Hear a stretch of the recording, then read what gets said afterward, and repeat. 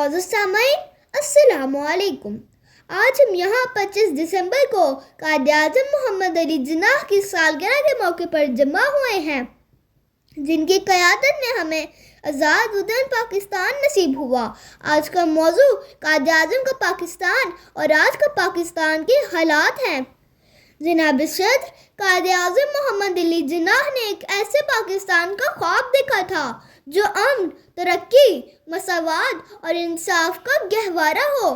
ان کی جدوجہد کا مقصد ایک ایسا آزاد ملک تھا جہاں مسلمان اپنی دینی، سماجی اور ثقافتی زندگی آزادی سے گزار سکیں۔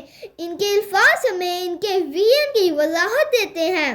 ہم نے پاکستان اس لیے حاصل کیا تاکہ ہم اپنے اصولوں اور روایات کے مطابق زندگی گزار سکیں اور ایک آزاد قوم کی حیثیت سے دنیا میں ترقی کر سکیں۔ یہی وہ پاکستان تھا جس کے لیے علامہ اقبال نے خواب دیکھا اور مسلمانوں کو بیدار کیا۔ ہزاروں سال نرگس اپنی بے نوری پہ روتی ہے، ہزاروں سال نرگس اپنی بے نوری پہ روتی ہے، بڑی مشکل سے ہوتا ہے چمن میں دیدہ ور پیدا۔ جناب صدر، مگر آج کا پاکستان قائد-اعظم کے خوابوں کے پاکستان سے بہت مختلف نظر آتا ہے۔ آج ہم غربت، بدعنوانی، انتہا پسندی اور ناانصافی جیسے مسائل میں جکڑے ہوئے ہیں۔ وہ پاکستان جہاں ہر شہری کو مساوی حقوق حاصل ہوئے تھے، وہاں آج امیر اور غریب کے درمیان خلیج بڑھتی جا رہی ہے۔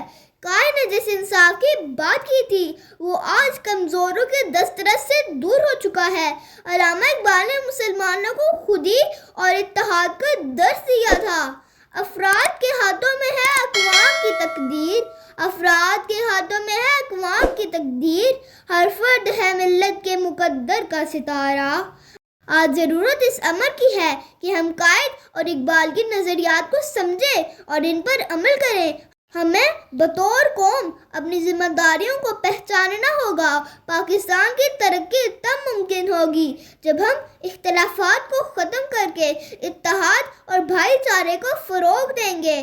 آئیے اس موقع پر عہد کریں کہ ہم پاکستان کو قائد-اعظم کے خوابوں کے مطابق ایک مضبوط اور خوشحال ملک بنائیں گے۔